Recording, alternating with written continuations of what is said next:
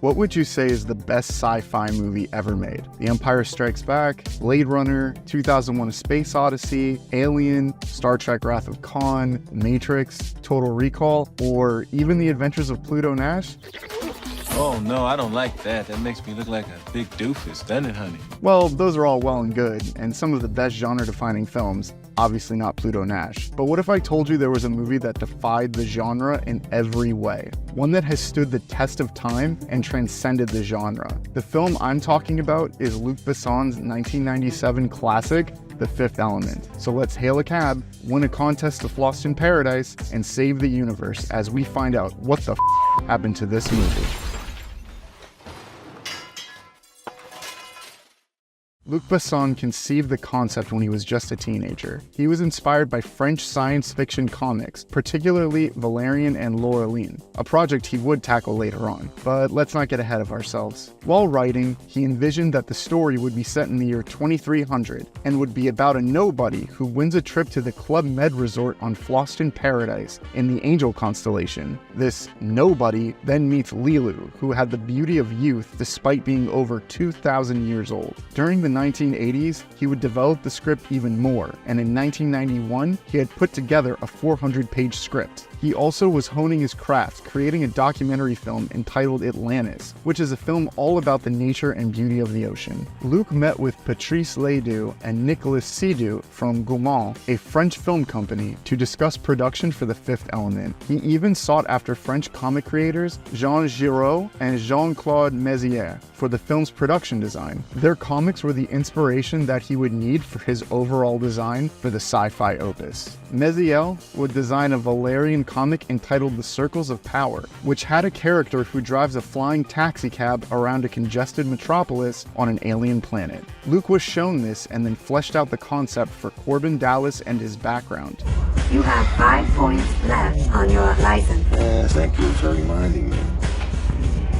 Besson would hire 5 other artists for the project, including Jean-Paul Gaultier for costume design. Luc Besson approached Bruce Willis and Mel Gibson for the role of Corbin Dallas. Willis expressed some interest but was reluctant to take on the part because of his 2 previous flops, Hudson Hawk and Billy Bathgate.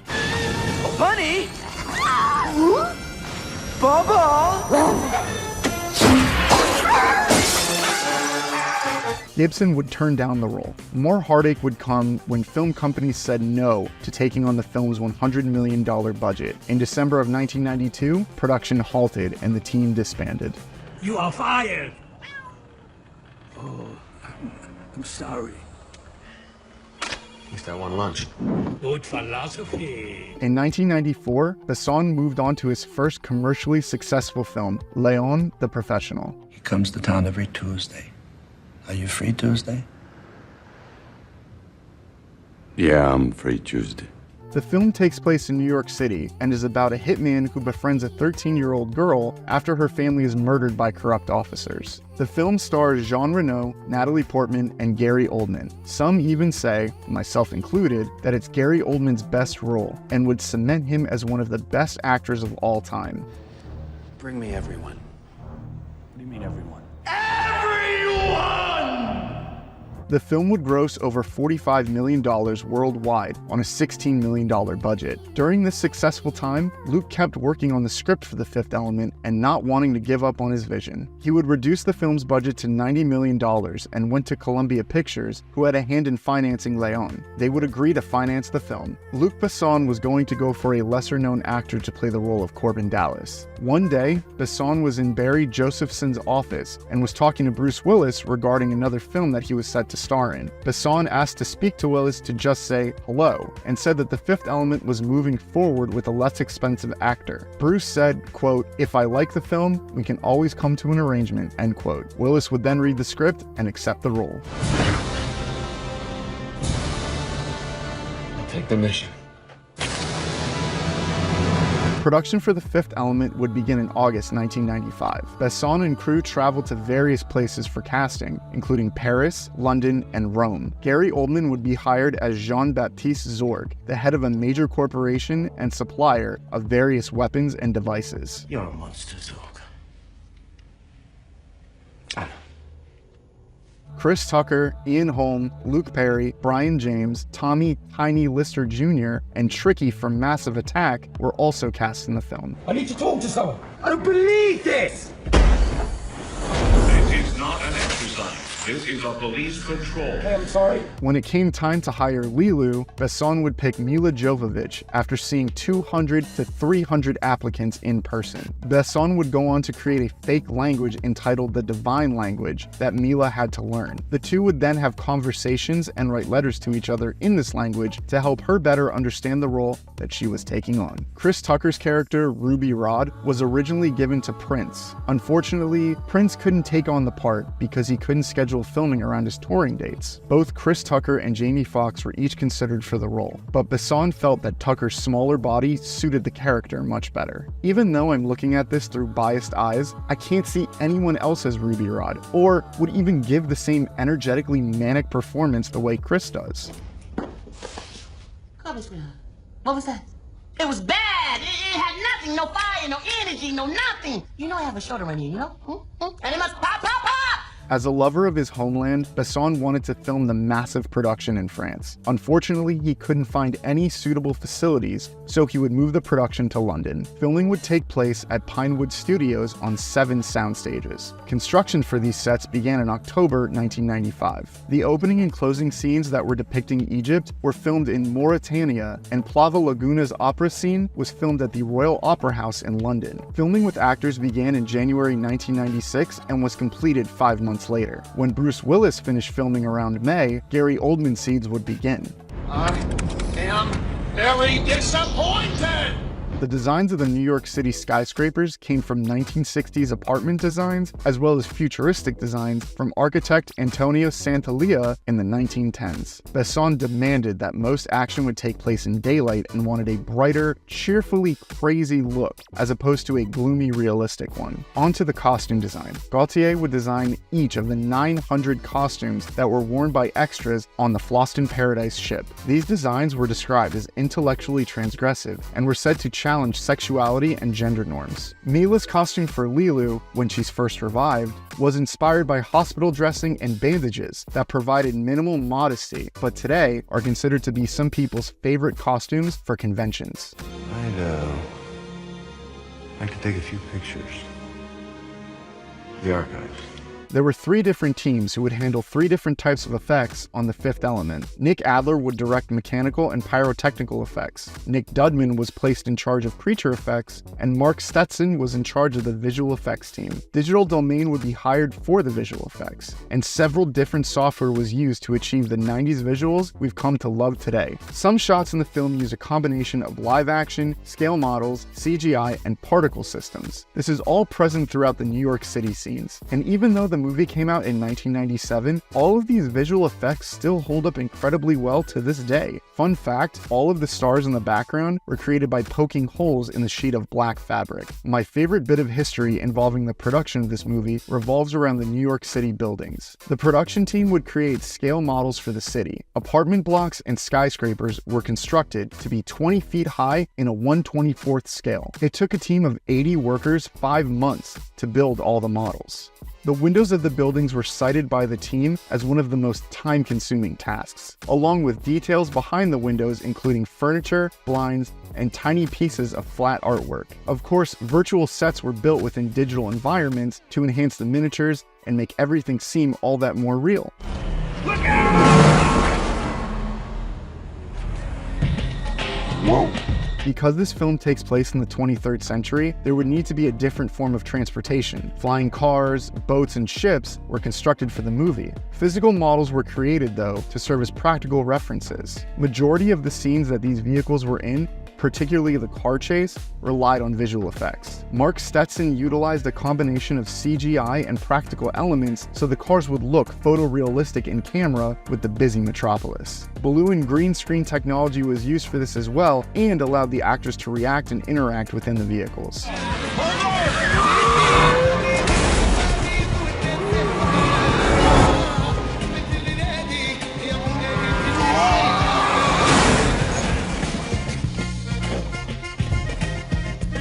Now let's discuss the soundtrack and what a dose of nostalgia it is. The score was composed by Luc Besson's longtime collaborator Eric Serra and is considered intrinsically musical. Serra relied heavily on the use of orchestral texture and used many exotic influences. This can be seen in such scenes as the Stalinist fanfare heard before the spaceport, reggae music playing in preparation for the flight,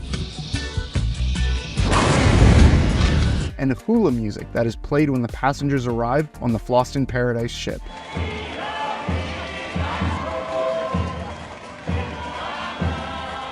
He would even recruit Peter Gabriel to record the song's track, Little Light of Love. The most influential and memorable song from the film is the Diva Dance. It takes place on the Floston ship when a blue-skinned alien opera singer is performing. It combines operatic singing with electronic futuristic elements. Sarah showed soprano Inva Mula, who dubs the voice of the diva. She would tell him that some notes were not humanly possible to achieve because the human voice can't change notes that fast. She would perform the notes in isolation, as opposed to singing all of the notes together. These notes were then digitized to fit the music. During this scene, we see Corbin Dallas gaze in awe at her performance. It's all real, because that was the first time Bruce had heard it and seen the actress in full makeup.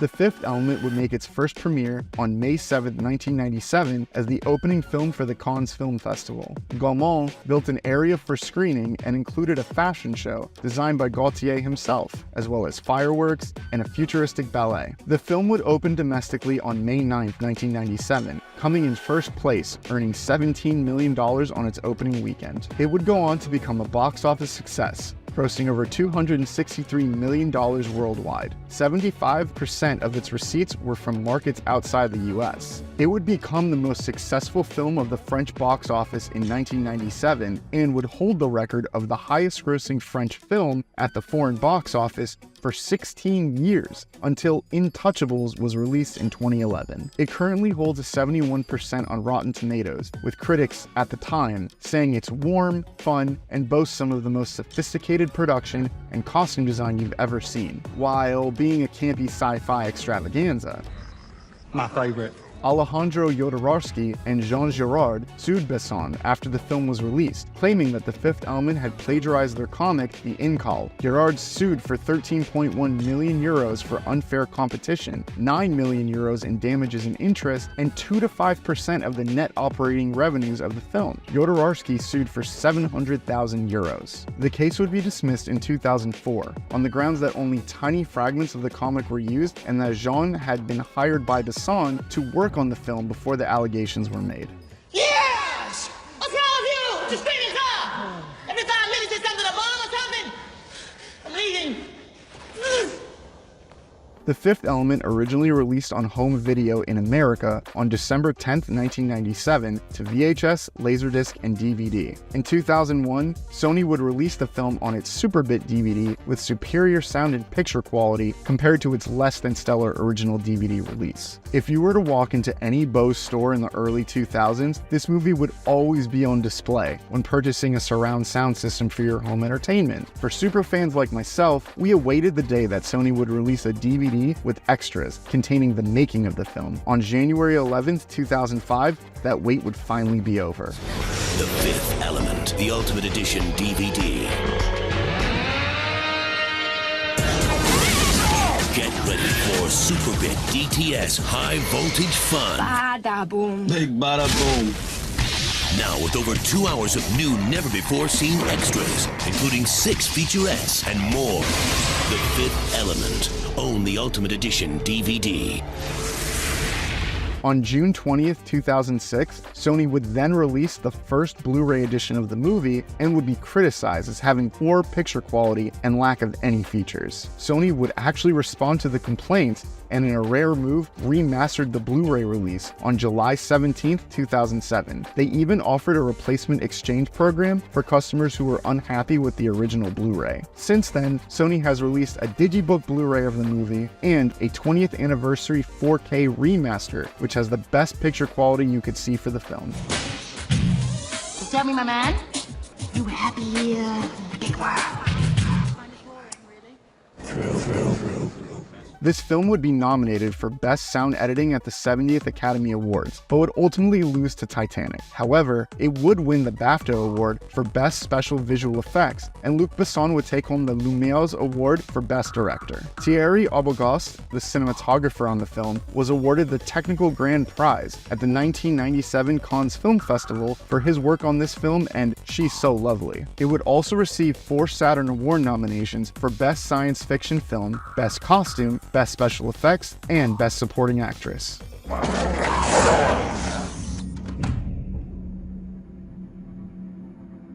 Showtime. There was even a movie tie-in game by Activision that was released in 1998 for the PlayStation 1 console and PC. The PS1 game is considered to be one of the worst movie tie-in games of all time, whereas the PC version was better received. I have played the PlayStation 1 version and can say that it's incredibly frustrating and some of the worst controls I've ever played on a console. In 2001, New York Race was released on the PlayStation 2, Game Boy Color, and PC. It was a racing game based on the film and released exclusively in Europe. However, if you look around eBay or Mercari, you're bound to find a decent copy if you're into nostalgia video games. Watching all day, sweetie. It'll rot your brain. Since its initial release, the film has been considered a sci-fi cult classic. Bruce Willis would even go on to say, quote, "It was a real fun movie to make," end quote. And Mila Jovovich described working with Besson as, quote, "the first really amazing director I had worked with," end quote. While many people will compare it to Star Wars, which is incredible, and I have loved those movies for as long as I can remember, they aren't as special to me as The Fifth Element. I'm sure people watching this are thinking, "You're crazy," and that's totally fine. As a 90s kid, my idol was Bruce Willis. From Die Hard 3, 12 Monkeys, Hudson Hawk, and The Last Boy Scout, he was a staple of my childhood. His performance, as well as the eye-opening scenes, have stayed lodged in the front of my brain forever. We're sending somebody in to negotiate!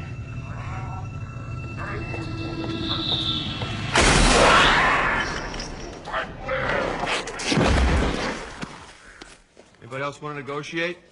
In conclusion, The Fifth Element is a visually inventive and entertaining film that has become a cult classic. It boasts a distinctive style, eclectic characters, and imaginative world, which all add up to what some would say, including myself, is the staple of sci-fi action films. Whether you like it or not, it's a film that offers both a fun and memorable cinematic experience. Lilu Dallas Multipass. Yeah. Multipass. Multipass. She knows it's multipass. Leela Dallas, my wife. We're newlyweds. Just met. You know how it is. Bump into each other, sparks happen. Yeah, she knows it's a multipass.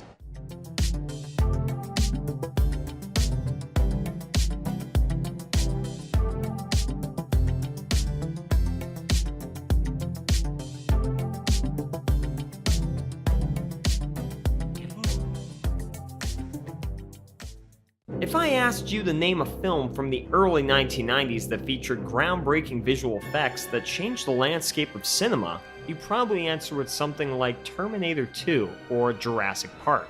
But what if I told you that instead of bringing dinosaurs back to life, an even earlier pioneer in visual effects was a satirical black comedy involving Meryl Streep, Goldie Hawn, and a magical potion? Yep, that's right. The film does indeed exist and is none other than Death Becomes Her. Directed by the legendary Robert Zemeckis and co-written by David Koepp and Martin Donovan. The idea came to Koepp back when he was working on another film which featured a story about a man attempting to kill his wife. But she's a witch, and part of the reason you murdered her is because she's this horrible witch, in the literal sense, but she doesn't die. And of course, the witch has an axe to grind now that she knows her husband tried to off her. Oh, clever little witch. That basic concept later developed into Death Becomes Her, which centers on two old friends who actually despise each other very much. For real, frenemies is putting it mildly. On guard, bitch. The two adversaries have been engaged in a long-standing feud, and once they drink the magic potion that promises eternal youth with some unpleasant side effects, I can see my ass. There's something really wrong with your neck, too. Their rivalry is taken to new extremes. Meryl Streep kills it, as usual, as narcissistic youth-obsessed actor Madeline Ashton. For real, the opening of this film wants us to believe her Broadway musical adaptation of Tennessee Williams' Sweet Bird of Youth is terrible, but Streep is simply too good of a performer for that to ring true. A nice little thematic detail, that play is about an aging actress who pines for her lost youth. Goldie Hawn co-stars as Helen Sharp, a high-strung writer whose greatest fear is that Madeline will steal her latest man from her. That man in question is Bruce Willis's Dr. Ernest Menville, who instantly is taken with Madeline and in one quick cut, leaves Helen for her, sending Helen spiraling into a crazy cat lady, complete with a fat suit. Another great little detail is that the leading ladies' nicknames for each other are Mad and Hell. Mad? Hell! Okay, so all three of the leads in this film are exceptional, with Bruce Willis cast against type here, and his performance almost steals the show. Before Willis was cast, Kevin Kline was the first choice for the role. However, he exited the project due to a pay dispute with the studio. Actors Jeff Bridges and Nick Nolte were both considered for the part before Willis was ultimately cast. The morgue? Should be furious! Isabella Rossellini stars as the devilish Liesel von Ruhmen, who somehow has a steady supply of the potion. One of her more recent roles was in A24's Marcel the Shell with Shoes On as the voice of Nana Connie, Marcel's grandmother. In an early draft of the script, Liesel was implied to be Cleopatra, which explains the Egyptian-themed box that the potion comes in. In another draft, there wasn't actually any potion, but rather a demon named Bert that is passed on to hosts who in turn receive the power of immortality. In that version, Liesel actually tricks Madeline to becoming Bert's new host by selling her on the idea of being forever young. Ian Ogilvy as Chagall, the mysterious man who refers Madeline to Liesel. Weirdo. The actor was also considered for the role of James Bond back in the early 80s. Academy Award winner Sidney Pollack has a cameo as the ER doctor examining Madeline after her tumble down the stairs. His scene is hands down one of my favorites. His physical comedy is really good. The actor was well known for directing Out of Africa, also starring Meryl Streep, as well as appearances in productions like The Sopranos. In the psychiatric clinic scene, clearly inspired by One Flew Over the Cuckoo's Nest, Deborah Jo Rupp plays one of the psychiatric patients. You'll also recognize her as Kitty Foreman from That 70s Show and its reboot, That 90s Show. Lastly, Fabio, an actor/model, and not the other way around, as well as a star of Zoolander, plays one of Liesel's bodyguards. Filming commenced on December 9th, 1991, lasting until April 7th, 1992. The entire film was shot in Los Angeles and featured numerous locations frequently used in film and television, such as the Greystone Mansion and the Abel of Los Angeles. The final shot where Helen and Madeline fall down some stairs outside the chapel was filmed at Mount St. Mary's University in Brentwood. The exterior of Madeline and Ernest's mansion is located in San Marino, but the interior was a set built on a soundstage. There is definitely some material other than body parts left on the cutting room floor. The theatrical version of Death Becomes Her removed or shortened several scenes that existed in the rough cut. Robert Zemeckis decided this was necessary to speed up the pacing of the film and eliminate extraneous jokes. Most drastically, the original ending was entirely reshot after test audiences reacted negatively to it. Excuse me. That version followed Ernest after he fled Liesel's party, meeting a bartender named Tony, played by Tracy Ullman, who helps him fake his death to avoid Mad, Helen, and Liesel. Now he's dead. He's dead? Ernest is dead? Everybody's dead! The two women encounter Ernest and the bartender 27 years later, happily retired as a couple, while Madeline and Helen seem to not be enjoying their eternal existence. As Ernest and his wife get into their car and drive away, Mad and Helen realize that it's Ernest and chase after them, only to be hit by an oncoming car and break into a bunch of pieces. Zemeckis thought this ending was too happy and opted for a darker ending seen in the final cut. Ullman was one of a few actors with speaking roles to be removed, even though she remained in the trailer. Zemeckis made the wise choice to go with the bleaker ending because it's the perfect capper for this warped story. Ernest lived a long, happy life while Hel and Mad are doomed to spend eternity together. Do you remember where you parked the car? You can catch a glimpse of this original ending from the picture of old Ernest at the funeral, which is actually Bruce Willis in full old age makeup, but composited onto a photo of a mountain climber. In another unreleased deleted scene, Ernest and Madeline's housekeeper Rose goes to the kitchen and finds Madeline in the freezer. Madeline tells her to close the door, and Rose, horrified, runs away screaming. This is followed by Ernest removing a frozen Madeline from the freezer he stored her in and dragging her upstairs. I'm so sweaty. I don't think it's sweat, honey. I think you're defrosting.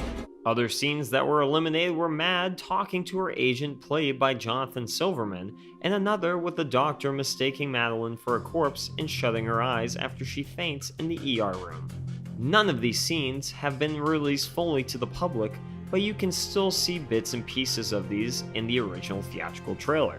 For the time, the visual effects were groundbreaking, not to mention bone-breaking, and represented a giant leap forward in the application of computer-generated effects.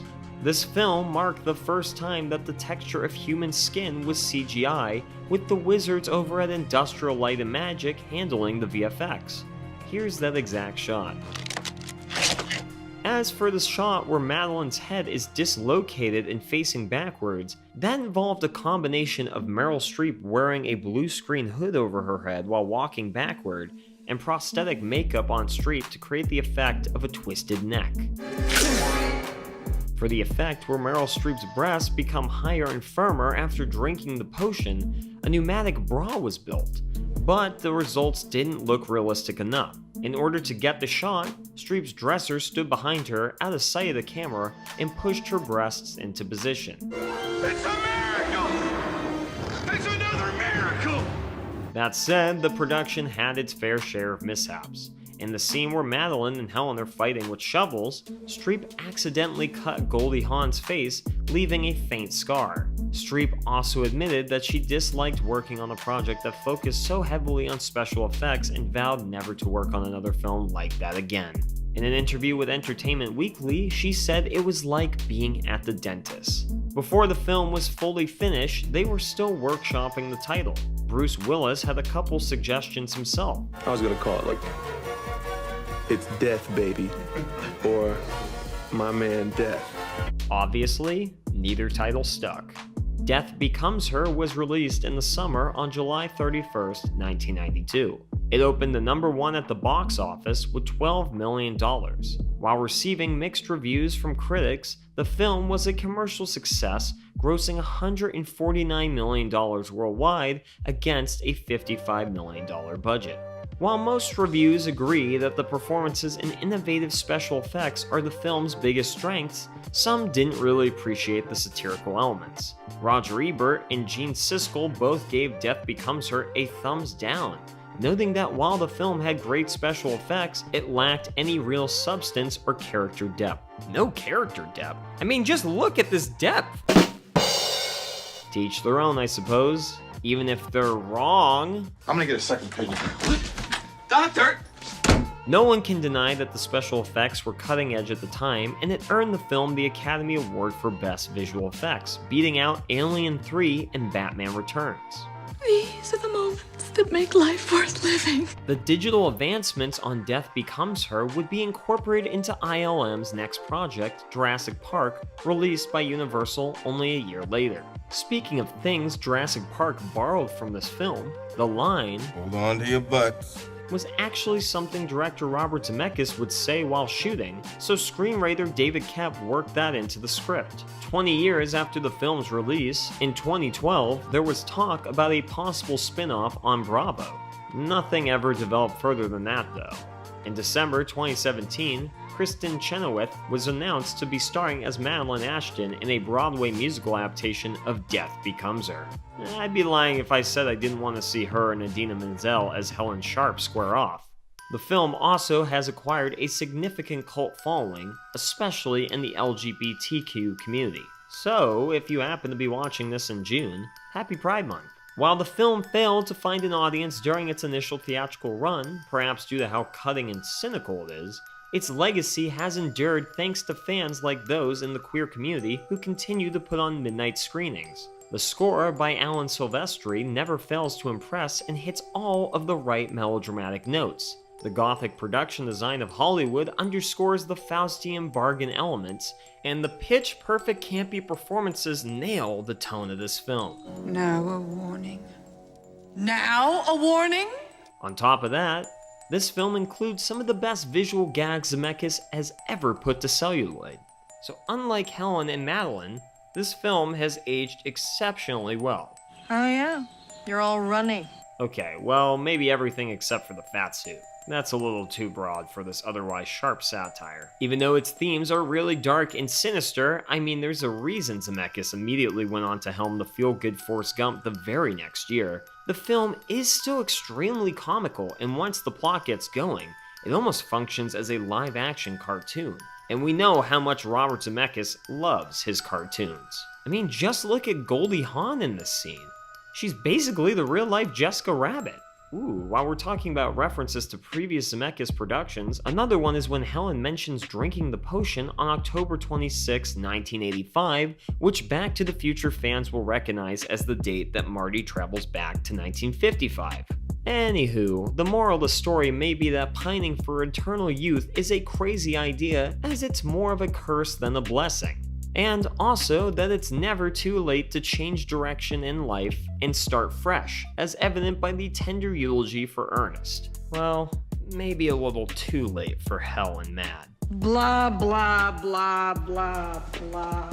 And with that, I give Death Becomes Her 4 out of 5 cans of spray paint. As always, thanks for watching, and be careful what you wish for.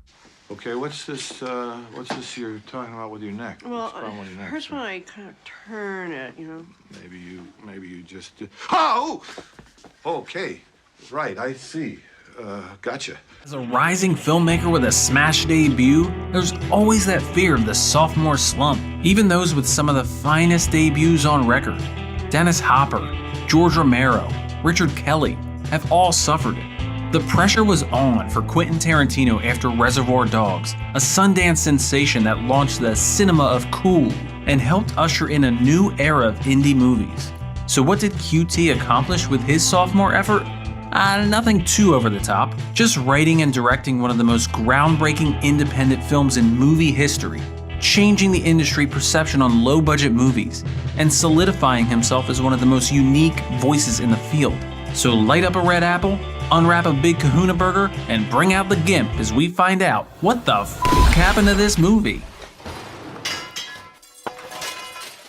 Considering Tarantino's encyclopedic knowledge of pop culture, it's absolutely no surprise that Pulp Fiction, like most of the rest of his filmography, is rooted in a work that predated it.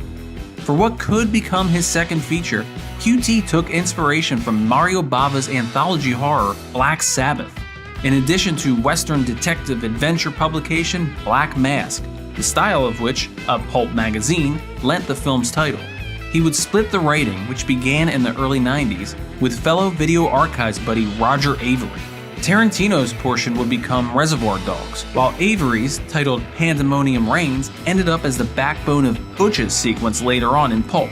The entire project would soon get shelved so QT could turn his crime heist section into his debut and casually change the face of the independent film movement. No big deal. Thanks for watching JoBlo videos. If you enjoy our shows, please like and subscribe, and click the bell to be notified when new videos go live. Now, back to the show. Revisiting the project after the success of Reservoir Dogs, QT decided to ditch the anthology idea altogether, but still have individual, yet intersecting storylines. The script would offer a collection of twists on classics, the old chestnuts as QT put it. You know the ones. The low-level criminal who has to look after his boss's wife, the boxer who's forced to throw a fight, and the real classic, the bondage-clad sex slave kept in a pawnshop basement. And so Tarantino headed off to Amsterdam, where we're sure nothing was there to distract him whatsoever. Entirely written by hand for around 3 months, It was later given to a typist who called Tarantino a mad genius but also a functional illiterate. Pulp Fiction was finished in January 1993, with the final draft complete in May of that year. Producer Lawrence Bender, who worked with Tarantino on Dogs, made ties with Jersey Films and subsequently Miramax. Some other studios had circled the project, namely TriStar, who offered Tarantino $900,000 during his post-Dogs celebrity, but later bailed because Pulp Fiction was deemed, quote, too demented, obviously missing the themes of redemption throughout the story. What happened here was a miracle, and I want you to acknowledge it. Keep in mind that TriStar also produced Weekend at Bernie's 2, quite demented in its own right. Once Harvey Weinstein and Miramax, who had just been acquired by Disney, came on board, Pulp Fiction nabbed an $8.5 million budget, with a sizable $150,000 of that going to the Jackrabbit Slim set alone. Tarantino also negotiated for final cut and cast approval. Showing their solidarity to the director and his project, much of the cast would be taking pay cuts and/or getting box office points in lieu of their usual big paydays. Hitman and McDonald's aficionado Vincent Vega would be played by John Travolta, then far removed from his once acclaimed careers Saturday Night Fever, Urban Cowboy, and Blowout. The role was intended for Michael Madsen, who turned it down to be in Wyatt Earp, while Miramax supposedly wanted Daniel Day-Lewis, perhaps fearing the method actor would actually start shooting heroin and Marvin in the face. Tarantino fought for John Travolta instead, meeting with him to play board games of his classic shows and movies. According to Tarantino's own casting wish list, Michael Keaton was a, quote, strong possibility. They would later collaborate on Jackie Brown. The role of Vince's partner, the mushroom cloud laying motherfucker Jules Winfield, went to Samuel L. Jackson, but not without some snags. It was written for Lawrence Fishburne, who turned it down due to how much heroin use was depicted in the script. Jackson, believing the role was actually written for him, assumed he had the role. Still, he was nearly beat out by a relative unknown, later cast as Paul, but that's between y'all, so he had to fight for it. Eddie Murphy was also on the short list. Originally cast to be on top of Jackson's head was an afro, but a misunderstanding in the wardrobe department led to a now iconic Jerry curl. Numerous names circled Mia Wallace, wife of crime boss Marcellus Wallace, including Isabella Rossellini, Michelle Pfeiffer, and future Fox Force 5 member Daryl Hannah. Maybe their feet weren't pretty enough? Miramax supposedly pushed for Holly Hunter, fresh off the piano, and Meg Ryan, then the reigning queen of rom-coms.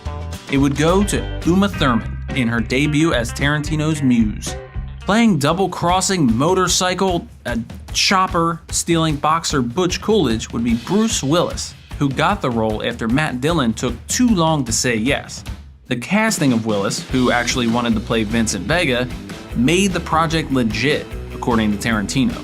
The rest of the cast would be a menagerie of icons, familiar faces, and Reservoir Dogs alum. There's Ving Rhames as Marcellus Wallace, who absolutely does not look like a bitch, and neither does Sid Haig, who turned down the role. Christopher Walken in what essentially amounts to a cameo. Reservoir Dogs' own Mr. White, Harvey Keitel, as Winston Wolfe, he solves problems, in what is surprisingly his last on-screen Tarantino appearance to date. He voice cameoed in Inglourious Basterds. Reservoir Dogs' Mr. Orange, Tim Roth, as low-level Robert Pumpkin, teaming with Amanda Plummer's Honey Bunny. And there's also one more Reservoir Dogs appearance. Steve Buscemi as a waiter dressed as Buddy Holly. Eric Stoltz is drug dealer Lance, John Cusack was the first choice, and wife Jody is Rosanna Arquette. Pam Grier was considered, but Tarantino didn't find it believable that any man could get away with yelling at her. We found this to be fact when she played Jackie Brown next. Filming began in September 1993 and lasted 51 days, with Tarantino bringing along a number of Reservoir Dogs crew members for the ride. The final day consisted of Christopher Walken's immediately quotable watch monologue. His 5 long years he wore this watch. Up his. When production wrapped in November and editing commenced soon after, Tarantino and company headed to the 1994 Cannes Film Festival. Dogs had screened at a competition there 2 years prior, but this time Pulp Fiction was competing for the Palme d'Or, the festival's, and arguably cinema's, highest honor. After much anticipation, jury president Clint Eastwood read the winner, which had up to that point not won a single award. Pulp Fiction. The applause was near unanimous, except for one French spectator who heckled the director, who in turn flipped her off. Pulp Fiction opened stateside on October 14, 1994. It would debut at #1 at the box office, nudging The Specialist out of the top spot, and easily besting fellow newcomers Wes Craven's New Nightmare, Little Giants, and Exit to Eden, just to name a few movies you haven't thought of in a long time. It would go on to gross $108 million domestically and $213 million worldwide, making it not just the third biggest R-rated movie of 1994 after True Lies and Speed, but the highest grossing indie movie ever up to that point. Okay. Nearly every aspect of the film was garnering attention, from the content and structure to the box office and soundtrack. A Billboard Top 20 album, despite Neil Diamond's refusal to partake, hence Urge Overkill's cover of Girl You'll Be a Woman Soon. Despite a record-breaking box office and nearly universal critical acclaim, more on those later, Pulp was hit with immediate controversies. One concerned the language, not the 265 F-bombs, but the multiple N-words uttered 18 times, a few by Tarantino's own character, Jimmy. This would be a recurring gripe of Tarantino's films, with Jackie Brown and The Hateful Eight clocking in nearly 80 usages total, while Django Unchained had well over 100. There too were issues with the drug use depicted on the screen. Then US President hopeful Bob Dole called it the, quote, romance of heroin, while then Disney chairman Jeffrey Katzenberg urged Weinstein to get QT to go, quote, easy on the heroin scene, meaning Mia's accidental overdose, complete with mushroom soup spittle. But the real takeaway behind the scenes stories revolving around this scene have less to do with heroin than movie magic and perfectly timed medical emergencies. The jabbing of adrenaline into Mia's chest was actually shot backwards, a factoid known to nearly every fan at this point. And during a screening at the New York Film Festival, one man passed out during the scene. Even if he was a diabetic, it sure makes for great press. Controversy over Pulp Fiction remains even to this day. And yes, it involves NFTs, because of course it does. In a bit of alphabet soup, QT wanted to sell NFTs of uncut scenes and handwritten scripts, but Miramax is, as of publication of this video, suing, claiming Tarantino gave up most of his rights in the 90s. There was some behind-the-scenes controversy as well. When Pulp Fiction was finally unleashed in the cinemas, the sole writing credit went to Quentin Tarantino. Where was Roger Avary, who undoubtedly served an integral part in the script's conception? Tarantino more or less muscled Avary so the credits could read written and directed by Quentin Tarantino. Avary only took a story by credit and $25,000, clearly aware that Tarantino would be the film's promotional mascot. Tarantino's blanket defense of this situation? Quote, he didn't write the script. Pulp did extremely well around awards season, nabbing numerous major accolades. 7 Oscar nominations, 6 Golden Globe nods, 9 at the BAFTAs, 5 at the Independent Spirit Awards, and many more. Its sole win at both the Oscars and the Globes was for the screenplay, again a topic of indiscrepancy. Although both Tarantino and Avary won the Oscar, only Tarantino was nominated at the Globes. In what could be construed as a direct slight, Tarantino didn't even thank his partner Avary during his speech. But it's clear that the duo have settled most of their issues, with Avary saying QT is, quote, like a brother. Cool. The two even have a planned podcast, the Video Archives podcast. And while Forrest Gump would take home most of the major top prizes that year, Pulp Fiction would prove to have far better legs than Gump. No pun intended. The film changed the Hollywood game entirely, with Entertainment Weekly noting it marked, quote, nothing less than the reinvention of mainstream American cinema. It gave indies more street cred, marking a rebrand for industry commercialization. While smaller movies had been nominated for Best Picture before, a look at some indies in the immediate years after shows the impact.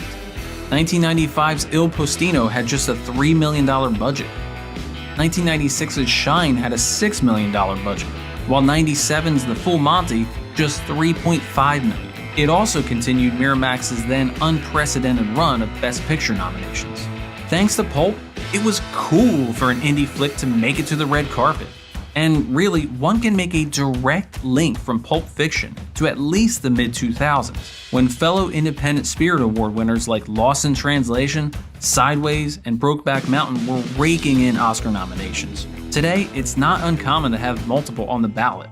Pulp Fiction spawned countless ripoffs, homages, and spoofs. IMDb's referenced in and spoofed in pages cite nearly 1,300 movies, TV shows, video games, and yes, porn parodies, a true gauge of success. Notable nods range from Things to Do in Denver When You're Dead and the early Guy Ritchie filmography to Space Jam and Ants. But there was a deluge, and far too many filmmakers were trying to be QT on adrenaline, with faux hip characters spitting out pop culture references because they thought that's now how they all had to talk. Tarantino's personal favorite of the ripoffs was C.M. Talkington's Love in a 45. Of course, Tarantino steals from, pays homage to, plenty of his own. There's not just the Black Sabbath inspiration, but the glowing briefcase from Kiss Me Deadly, the dance sequence from Band of Outsiders, the Mexican standoff from The Good, the Bad, and the Ugly, and a barrage of others that we mere casual moviegoers could never pick up on. Keen eyes have even connected various tools in the pawn shop to movies like the Texas Chainsaw Massacre. Notably, Pulp Fiction marked a much-deserved second wind of John Travolta's career, which reportedly Harvey Weinstein went around taking credit for despite not wanting to cast him in the first place. At the time, Travolta was locked in a cycle of talking baby movies. Come to think of it, so was Bruce Willis. After, he exploded yet again, starring in the terrific Get Shorty, for which he won his only Golden Globe to date, accessible box office smashes like Michael and Phenomenon, and actioners like Broken Arrow and Face Off, not to mention a completely Oscar-worthy turn in Primary Colors. There would, unfortunately, be no Vega Brothers prequel. Samuel L. Jackson too got a major boost, having previously been in scene-stealing roles for the likes of Spike Lee, while Uma Thurman was suddenly bankable, but didn't fully try to take advantage of this until Batman and Robin. In the years that followed, the Writers Guild of America ranked the screenplay as the 16th greatest ever, while They Shoot Pictures, Don't They? Has consistently placed the film in the top 75 of their 1,000 greatest films list. In 2013, the National Film Registry selected it for preservation. And sorry to break your concentration, but we should take this opportunity to look into what exactly is in that MacGuffin briefcase. While the actual contents was a light bulb and 2 batteries, the narrative contents are ripe for fan theories. That it's Marcellus Wallace's soul, hence the 666 combination and the band-aid on the back of his neck, or the jewels from Reservoir Dogs, or even the Best Picture Oscar that Pulp Fiction should have won. But we here at JoBlo did a little investigating and found out the real answer for you. The contents of the briefcase is...